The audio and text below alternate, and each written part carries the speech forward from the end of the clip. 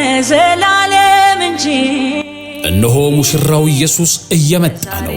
የማቴዎስ ወንጌል ምዕራፍ 25 ቁጥር 6 ሙሽሪት የሆነችውን ቤተክርስቲያንን ለሙሽራው ለክርስቶስ ቀን ለማዘጋጀት ሸክምን ከጌታ ዘንድ ተቀብሎ ላለፉት 4 ዓመታት በድንቅ ፍጻሜ መጽሐፍ በጂኤምኤም ቲቪ በኤልሻዳይ ቲቪና በድንቅ ፍጻሜ ዩቲዩብ ቅዱሳንን ሲያነቃቃ የነበረው መሳያ ፎር ኦል ኢንተርናሽናል ሚኒስትሪ የተመሰረተበትን 4ኛ ዓመት ቅዳሜ የካቲት 21 ቀን 2018 ዓመተ ምህረት በድምቀት ያከብራል።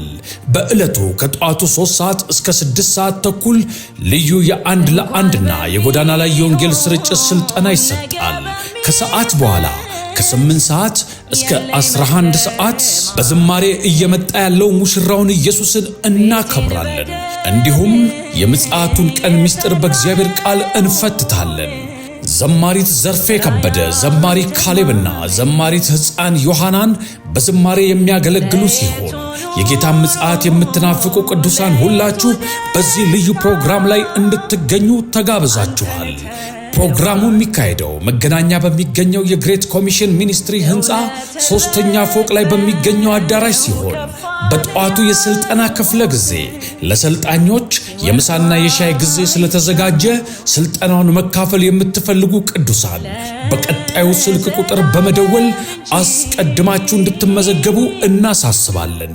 0911 83 27 84 ወይንም 0912 12 65 28 ኑ እየመጣ ያለውን ሙሽራውን ኢየሱስን አብረን እናክብረው።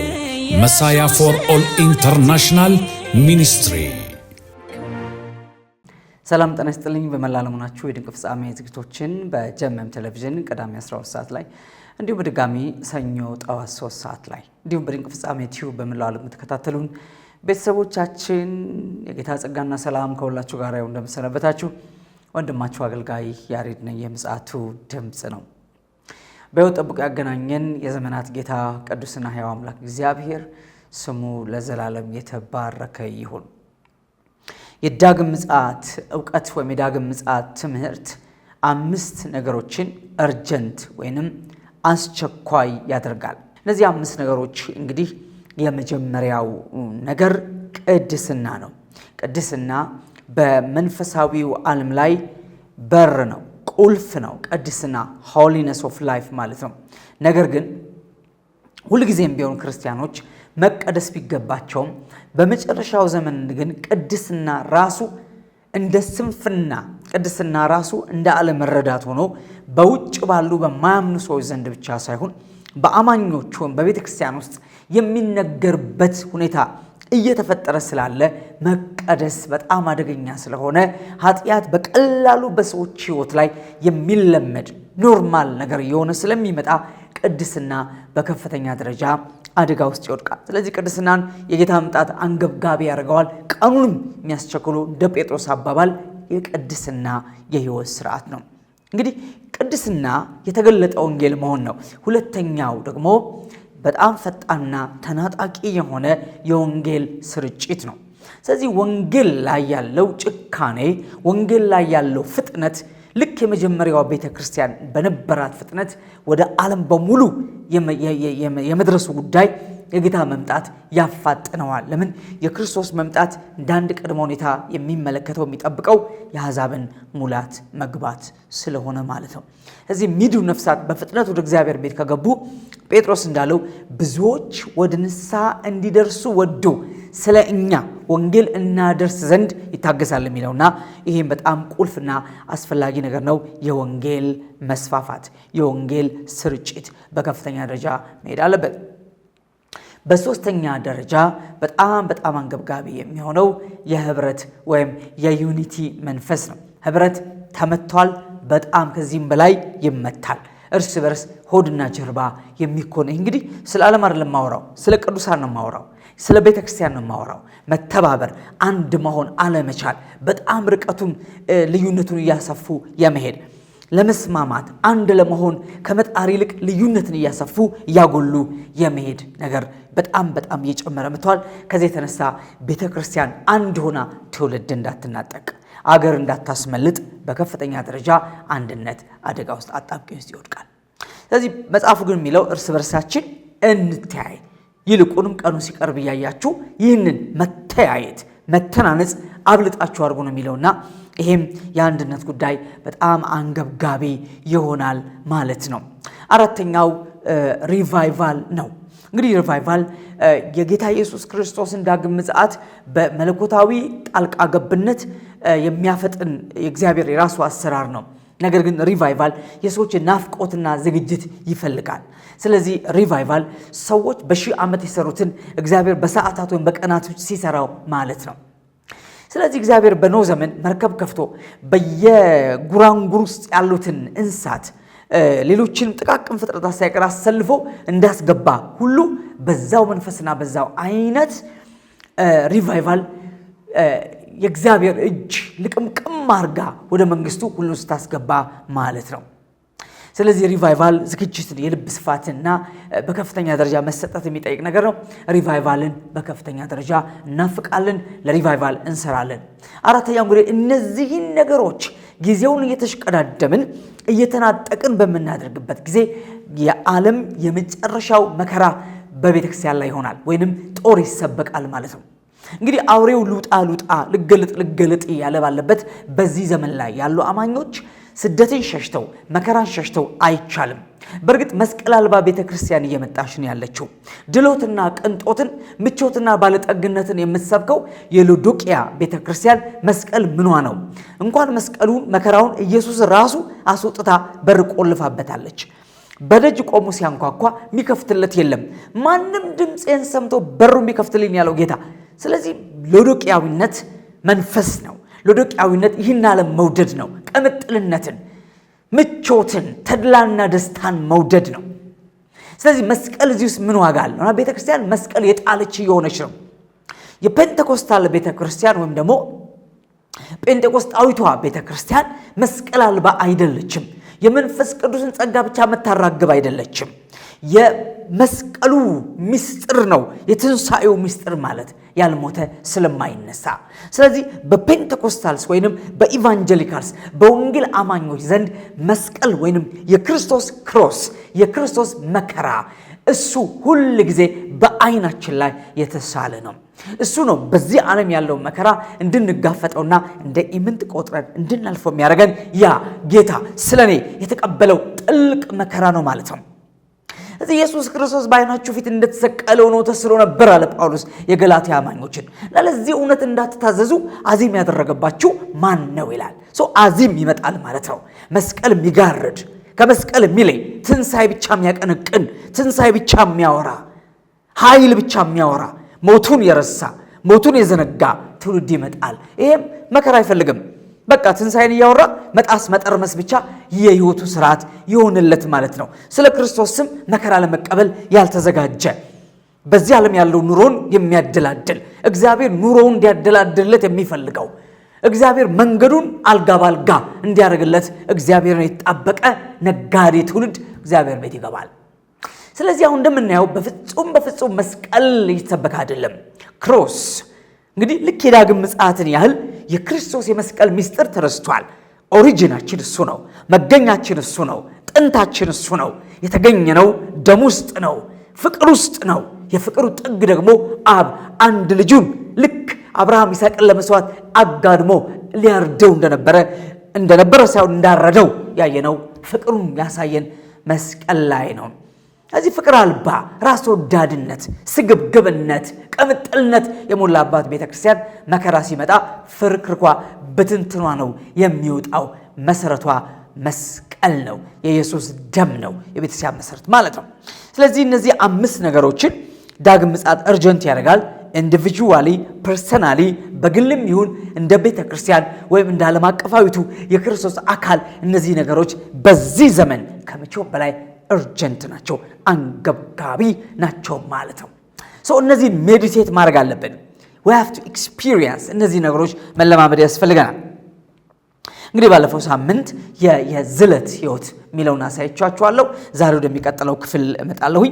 ከዛ ፊት አንዳንድ ማስታወቂያ እነግራችኋለሁ። ክብር ለጌታ ይሁን። እንግዲህ የመጀመሪያው ማስታወቂያ የሚሆነው በፊታችን የካቲት 21 የፊታችን የቅዳሜ ሳምንት ሚኒስትሪያችን መሳያ ፎር ኦል ኢንተርናሽናል ሚኒስትሪ 4ኛ ዓመቱን ያከብራል። ስለዚህ የሚያከብረው እዚሁ መገናኛ ግሬት ኮሚሽን ህንፃ 3ኛ ፎቅ ላይ ነው የሚያከብረው። በዚህ አገልግሎት ባለፉት ዓመታት በሙሉ በጀመም ቴሌቪዥንና በዩቲዩብ በድንቅ ፍጻሜ ቲዩብ የተጠቀማችሁ የተገለገላችሁ ወገኖች ባካችሁና ጌታ ኢየሱስን አብረን እናክብረው፣ እናመስግነው፣ ከፍ እናርገው። ሁላችሁም ተጋብዛችኋል። ጠዋት ላይ ቅዳሜ ጠዋት በ21 ማለት የካቲት 21 በኢትዮጵያ አቆጣጠር ስልጠና አለ። የወንጌል ስርጭት ስልጠና። ያን ስልጠና መውሰድ የምትፈልጉ ሰዎች ስልጠና መውሰድ ትችላላችሁ። 4 ሰዓት ተኩል ላይ ብሬክ ሻይ አለ። 6 ሰዓት ተኩል ላይ ምሳ አለ። ከዛ በኋላ ቀጥታ ወደ ዋናው ወደ 8 ሰዓት ወደ አገልግሎት ወደ ጸሎት እንገባለን ማለት ነው። ከሰዓት በኋላ ከ8 ሰዓት ጀምሮ እስከ 11 ሰዓት ድረስ የዝማሬና የቃል አገልግሎት ይኖራል። ስለዚህ ዘማሪት ዘርፌ ከበደ ታገለግለናለች። ካሌብ ጓ ያገለግለናል። እንዲሁም ደግሞ ዘማሪት ሕፃን ዮሐናን መስፍን ከኛ ጋር በዚህ ቀን አብራ ታገለግላለች ማለት ነው። ስለ ምጽአት ይዘምራል፣ ስለ ምጽአት ይሰብካል፣ ስለ ምጽአት ይመከራል፣ ልባችን ይነሳል እና እንለዋለና ኢየሱስ እንዲመጣ የምትወዱ የምትናፍቁ ሁላችሁም ተጋብዛችኋል። ስልጠና መውሰድ የምትፈልጉ አስቀድማችሁ ቦታ እንድትይዙ አጭር ጥቂት ሰው ስለምንቀበል የወንጌል ስርጭት ስልጠና ነው። የአንድ ለአንድና የጎዳና ላይ ወንጌል ስርጭት ስልጠና። ያንን መውሰድ የምትፈልጉ ወገኖች በአጋጣሚ እንዳትመጡ ቀድማችሁ አሳውቁን። ስልክ አለ እዚህ ላይ ያዙና አሳውቁን። ስክሪን ላይ ባለው ስልክ መዘገባችኋለን፣ እንቀበላችኋለን። ከ3 ሰዓት እስከ 6 ሰዓት ተኩል ጠዋት አብረንን ከምሳ በኋላ ወደ ዋና ጉባኤ እንገባለን። ክብር ለጌታ ይሁን። የመጀመሪያው ነው። ሁለተኛ የኢየሱስን መምጣት የምትናፍቅ ጨካኝ ቤተሰብ እየተሰራች ነው። የእግዚአብሔርን መንግስት በምድር ላይ ለመግለጥ በጣም በጭካኔ ለመነሳት ቅድም ያልኳቸውን 5 ነገሮች ይዛ ለመውጣት አንድ ቤተሰብ እየተፈጠረች ነው። ቤማ ኢንተርናሽናል ቤተክርስቲያን። ምናልባት በቤተክርስቲያን አልተያዛችሁና በክርስቶስ መምጣት ዕውቀት በመታነጽ አብራችሁ እግዚአብሔር መንግስት ማገልገል የምትፈልጉ ወገኖች አብራችሁ ከኛ ጋር መያዝ ትችላላችሁ። ፕሮግራማችን ወጣት 4 ሰዓት ጀምሮ እዚሁ መገናኛ ግሬት ኮሚሽን 3ኛ ፎቅ ላይ ይካሄዳል እስከ 7 ሰዓት ድረስ። ሮብ ሙሉ ቀን ከጠዋት 3 ሰዓት እስከ 11 ሰዓት ጾምና ጸሎት ጊዜ አለን። ቅዳሜ ከ10 ሰዓት ጀምሮ ፋውንዴሽን ወይ መሰረታዊ ትምህርቶች እናስተምራለን።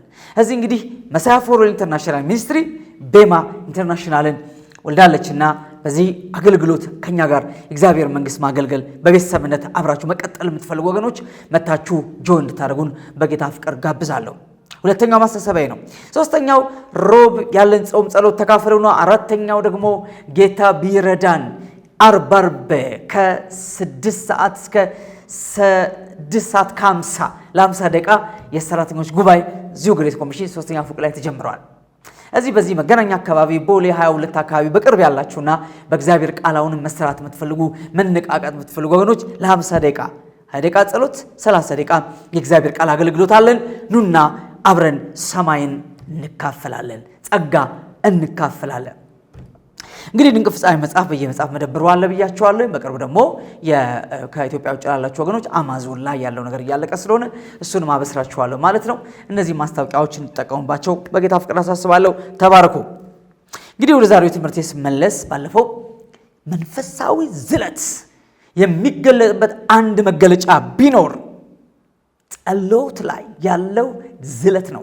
ድካም፣ መጸለይ አለመቻል፣ የጸሎት መንፈስ ማጣት፣ እሳቱን ማጣት፣ ቅናቱን ማጣት፣ መቃጠሉ ማጣት ነው ብያችሁ ነበር።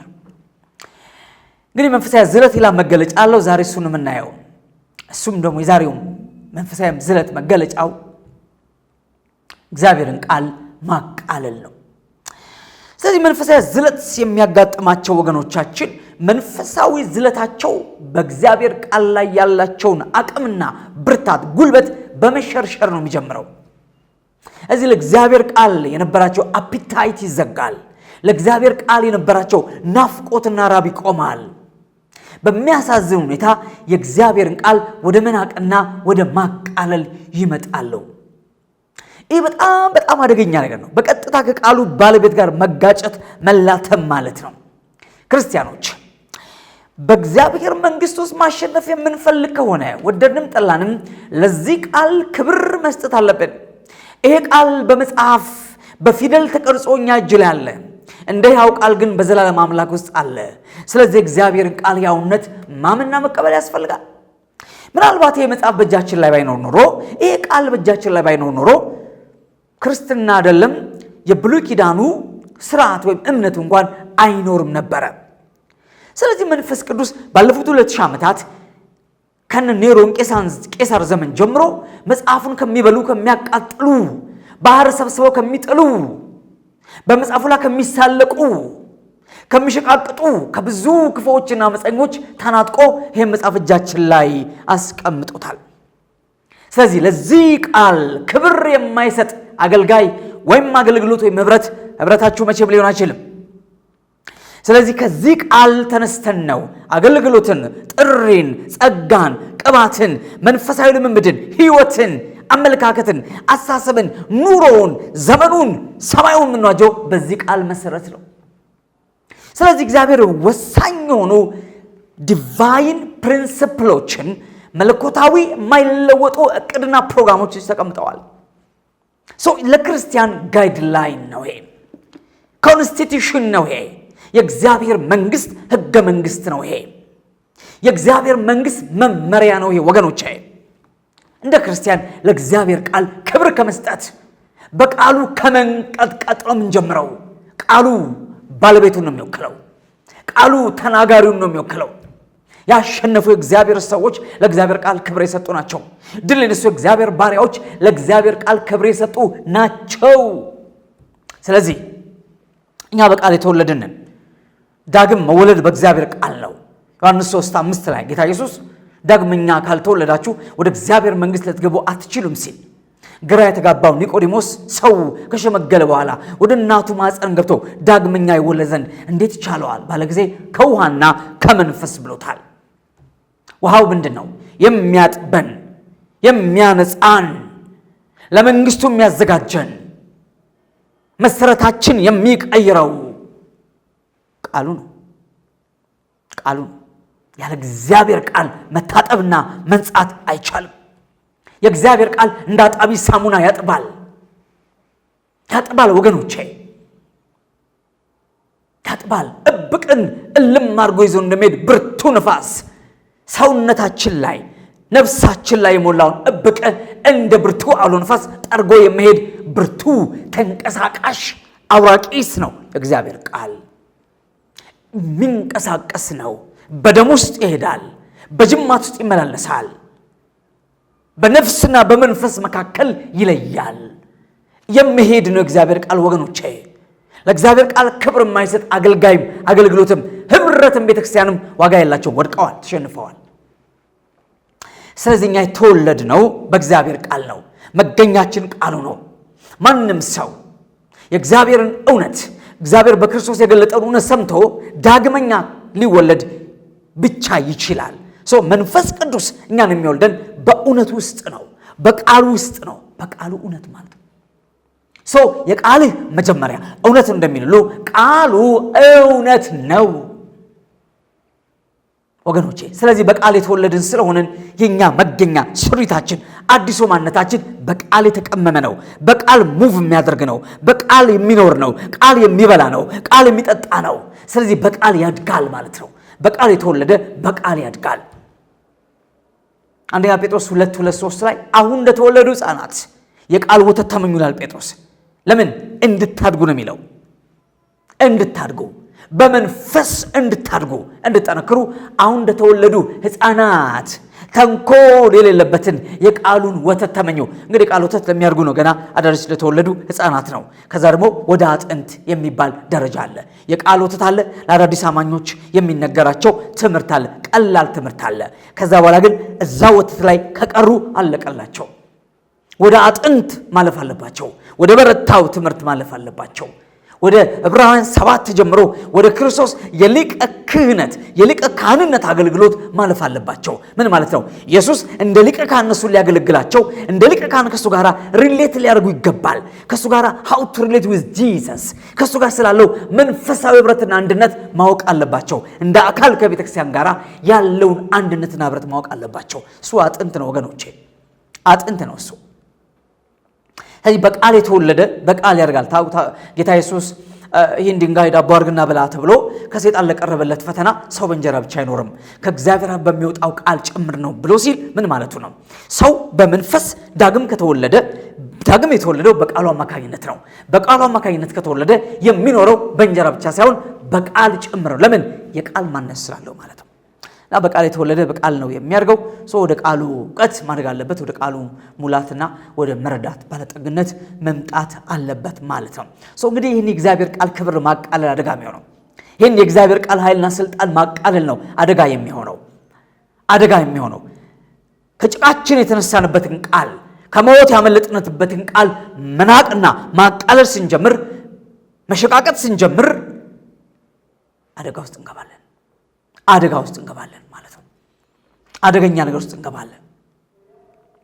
ስለዚህ እምነት የሚባለው ኢንግሪዲየንት የመንፈሳዊ ዓለም በር እምነት የሚለው ነገር ሁል ጊዜም ቢሆን የእግዚአብሔርን ቃል በመስማት ብቻ የሚመጣ ነው።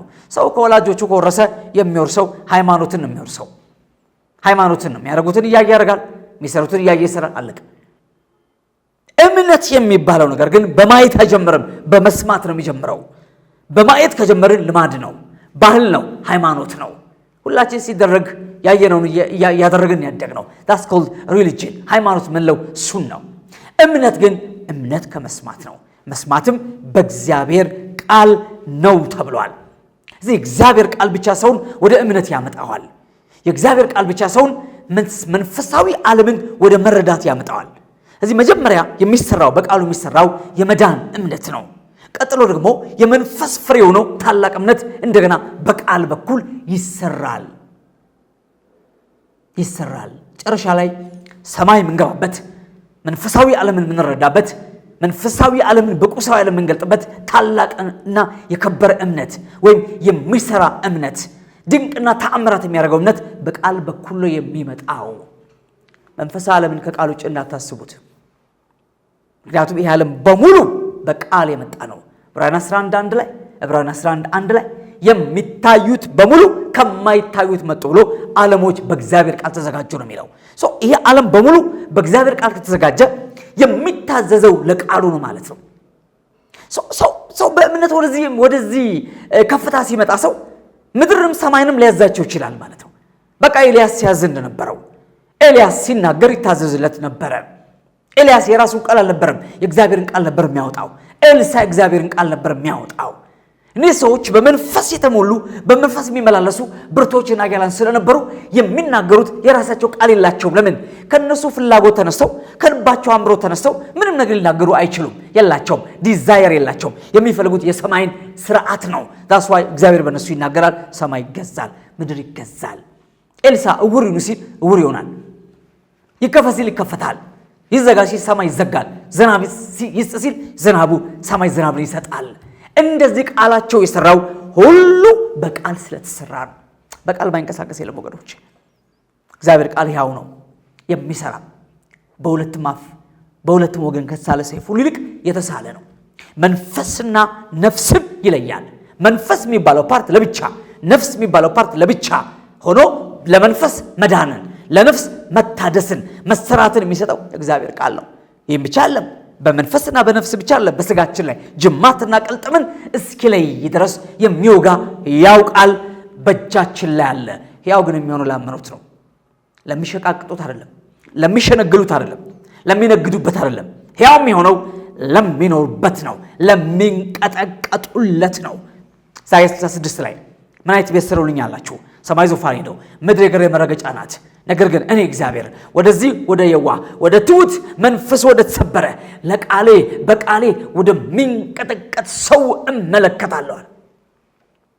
የመንፈሳዊ ዓለም የትሕትና ምስጢር በእግዚአብሔር ቃል መገዛት ነው፣ ለእግዚአብሔር ቃል መታዘዝ ነው ማለት ነውና ይሄን የእግዚአብሔር ቃል ስልጣን መርሳት አይገባም። ሮሜ 10:14-17 ነው። ቅድም እምነት ከመስማት ነው ያልኩት ቃል እዛ ላይ ነው የሚገኘው። እንግዲህ የእግዚአብሔርን ቃል ማቃለል ታዲያ ከዚህ አንጻር ተነስተን ምንድነው ካልን እንደ ሳውል መሆን ነው። እንደ ሳውል የሳውልን ታሪክ አንደኛ ሳሙኤል ላይ እናገኘዋለን። ምዕራፍ 16 ቁጥር 23 ላይ እናገኘዋለን። የእግዚአብሔርን ቃል ንቀሃልና በእስራኤል ላይ ንጉሥ እንዳትሆን እግዚአብሔር ንቆሃል ነው ያለው። ንቆሃል። ዋይ ለምን እግዚአብሔር ይናቀው? ለምን ይናቀው እግዚአብሔር? ለምን ላቀው? እግዚአብሔር ቃሉን ስለላቀ ታዘዘ፣ እሺ ብሎ ሄደ። ሌላ ነገር አድርጎ መጣ። አያችሁ፣ አጥፋ አማሌቅን ተባለ፣ እሺ ብሎ ሄደ። አማሌቅን አላጠፋም። ምን አድርጎ መጣ? አጋግ የሚባለውን የአማሌቅ ንጉሥ ማርኮ መጣ። የከሱትን በጎች በሬዎች ገሎ የሰቡትን ሰብስቦ ይዞ መጣ። ቃሉ ምን አደረገ? አቃለለ። አጥፍቷል እኮ ግን ሙሉ በሙሉ አላጠፋም። እግዚአብሔርን ቃል ማቃለል ምን ሲባል? በከፊል ታደርገዋለህ፣ ሲመች ታደርገዋለህ፣ ሳይመች ተዋለህ። ሲመስል ትሰብከዋለህ፣ ሳይመስል ትጥሰዋለህ፣ ትጠረማምሰዋለህ። ሰው ኃጢአት ለመስራት እግዚአብሔርን ቃል እንዴት ጠቅሳል? ለአመፅ እግዚአብሔርን ቃል እንዴት ጠቅሳል? ለግፍ፣ ለስርቆት፣ ለዝሙት የእግዚአብሔርን ቃል እንዴት ጠቅሳል? ለነውር እግዚአብሔርን ቃል እንዴት ጠቅሳል? ለእርም ነገር እግዚአብሔርን ቃል እንዴት ጠቅሳል? ለመሰበር፣ ለመውደቅ፣ ለመጥፋት የእግዚአብሔርን ቃል እንዴት ይጠቅሳል?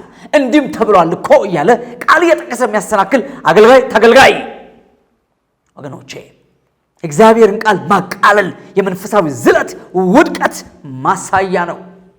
እግዚአብሔር ቃል ክብር ካልሰጠህ እግዚአብሔር አንተ የሚያከብርበት ምንም መስፈርት የለውም። ሳኦልን እግዚአብሔር ያቃለለው ዳዊትን ያከበረው በአንድ ምክንያት ነው። ዳዊት ቃሉን ይወዳል። ከማር ከወተት ይልቅ ይጣፍጠዋል፣ ከስብ ይልቅ ይመቸዋል፣ ከብዙ ምርኮ ይልቅ ደስ ይለዋል በቃሉ። ሳኦል ደግሞ ችግር የለበትም። ቃሉ እንደፈለገ ነው የሚያደርገው። እንደፈለገ ፖለቲካ ሊደር እንደፈለገ ነው የሚያደርገው። የተቀባ ነው ግን ለዙፋኑ የሚጠነቀቅ ሰው ነው። ለሰማይ ዙፋን ሳይሆን ለምድራዊ ዙፋን። በሰው ዘንድ ያለን ክብር ላለማጣት የእግዚአብሔር ቃል አይጣስም። በሰው ዘንድ ያለን ክብር ያለን ተቀባይነት ላለማጣት የእግዚአብሔር ቃል አይጣስም። ለእግዚአብሔር ታማኝ መሆን ለቃሉ ታማኝ መሆን ነው። ለእግዚአብሔር መታዘዝ ለቃሉ መታዘዝ ነው። ስትንበረከክ ብቻ ነው እንደ እግዚአብሔር ሰው አይደለም። በእግዚአብሔር ቃል ታምነ ስትኖር ነው የእግዚአብሔር ሰው ማለት። ያኔ ሰማይ አብሮ ይሄዳል። ሂድ ሳትለው እባክህ ሳይባል ይመጣል። ለምን? ቃሉን አክብረሃላ። እግዚአብሔር ቃሉን ከሚያቃሉ ጋር ጉዳይ የለውም። እግዚአብሔር ቃል ለቃሉ ክብር ይሰጣል። ይህ ዘመን ደግሞ ትንሽ በእግዚአብሔር ቃል በኩል ስንመዘን በጣም አደገኛ ሁኔታ ላይ ያለውና ቃሉን ከመሸቃቀጥ፣ በቃሉ ከመነገድ፣ ቃሉን ከማቃለል፣ በቃሉ ከመሳለቅ፣ በቃሉ ከማፌዝ ልንወጣ ያስፈልገናል። እግዚአብሔር አይዘበትበትም ተብሎ ተጽፏል። የመንፈሳዊ ዝለት ባዶነት ማሳያ በእግዚአብሔር ቃል መፍራትና መንቀጥቀጥ ስናቆም ነው።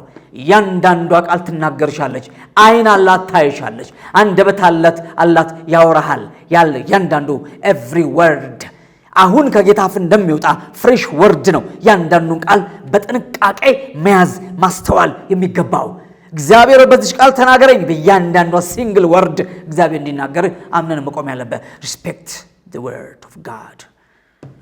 It represents the speaker. እግዚአብሔር ተናጋሪው ነው። ሃሌሉያ ሃሌሉያ። ይሄ ቃል ድል ይንሳ ምድሬ ላይ፣ ሀገሬ ላይ፣ ትውልዴ ላይ፣ ህዝቤ ላይ፣ ቤተ ክርስቲያን ላይ ቃል ድል ይንሳ። ለዚህ ቃል መገዛትና መንቀጥቀጥ ይጀመር ወገኖቼ። ሌላ ምን ይባላል? ከዚህ ቃል ቆጣን አለቀልን። ማንም ነው የሚሳለቅብን? ማንም። ሳኦል ጠላቶች ናቸው አንገቱን የእርሱና የልጆቹን አንገት ቆርጠው ጥለው ሄዱት። የሚጠላቸው የሚያሳድዳቸው እንደ ፍየል መንጋ የሚያባራቸው ጠላቶቹ አንገቱን ቆርጠው የእርሱን ዮናታን አንገት ቆርጠው ሄዱ ጠላቶቹ ናቸው። ዋይ? ቃሉን ስላቃለለ። ቃል አቃሉ ክብር የለም። ከዚህ ቃል የሚያቃሉ ሰዎች መድረክ ላይ ያሉ ሞተዋል። እግዚአብሔር ቤት ያሉ ወድቀዋል፣ ተሰብረዋል፣ ተሰነካክለዋል። ስለዚህ በዚህ ቃል ላይ መደፋፈር ሲጀመር አደጋ ይሆናል፣ አደጋ ይሆናል። ሰይጣን ደግሞ ብልጥ ነው። እግዚአብሔር ቃል ያልሆነ ቦታ ይጠቅሳል። ብላ ሲባል አትብላ ይላል። እስኪ እግዚአብሔር ልጅ ኮንኬ ድንጋይ ዳቦ አድርገህ ብላ ይላል። መላእክቱን ስላንተ ያዛቸዋል፣ ከዚህ ወታች ራስህ ወርውር። ጥቅስ እየጠቀሰ እግዚአብሔርን ይፈታተናል። ጥቅስ እየጠቀሰ አያችሁ። ስለዚህ እግዚአብሔርን ቃል በጣም በጥልቀት ዲፕሊ ማስተዋል። ይሄ እግዚአብሔር ቃል ትምህርት አይደለም። ለዚህ ቃል ክብር እንሰጥ ብቻ ነው።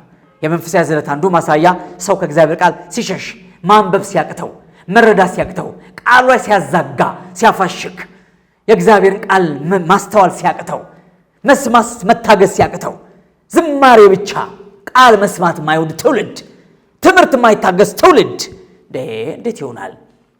አይሆንም። ዝማሬ ያመጣሃል፣ ትንቢት ያመጣሃል፣ ቃል ነው የሚተክል።